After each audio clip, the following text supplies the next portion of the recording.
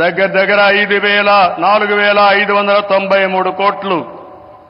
7 జాతీయ రహదారులకు ప్రారంభోత్సవం 234 కోట్లు. 234 కిలోమీటర్లు 3,044 కోట్ల రూపాయలు పెట్టుబడులు. ప్రభుత్వం వచ్చి 7 నెలలైంది. నరేంద్ర మోడీ గారు మొదటిసారిగా ఎన్నికలైన తర్వాత ఇక్కడికి వచ్చారు.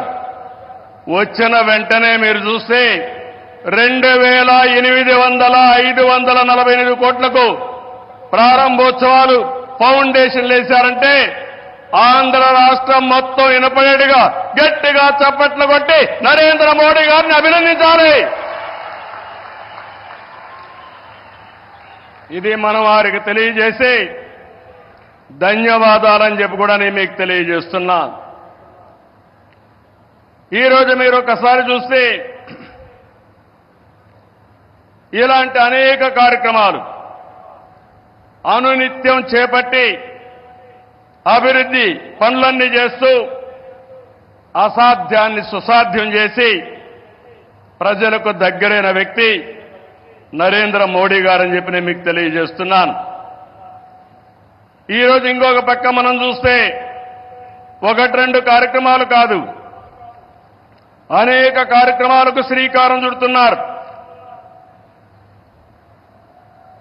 మోదీ గారి యొక్క అభిమానం కొంతమంది మాట్లాడుతున్నారు ఉత్తరాంధ్రకే పరిమితం అని. కాదు, దేశం మొత్తం ప్రపంచం మొత్తం మెచ్చే ఏకైక నాయకుడు నరేంద్ర మోడీ గారిని మీకు విజ్ఞప్తి చేస్తున్నా.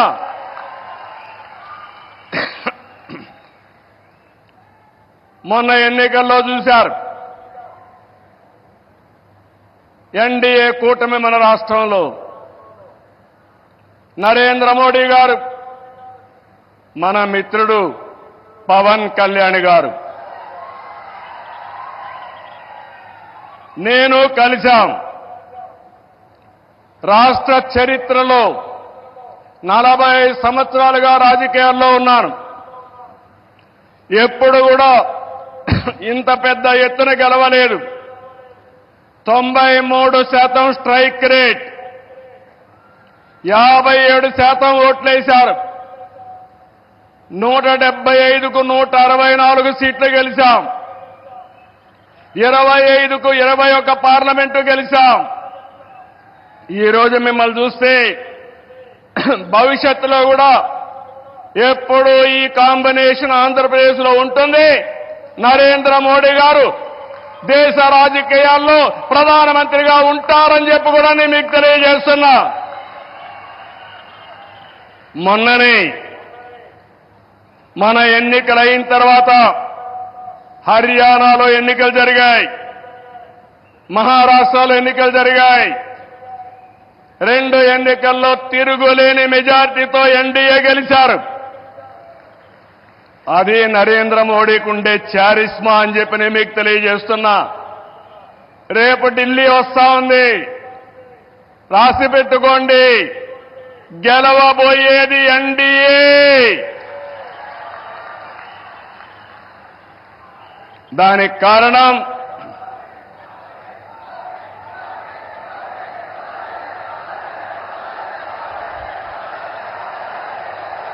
గుడ్,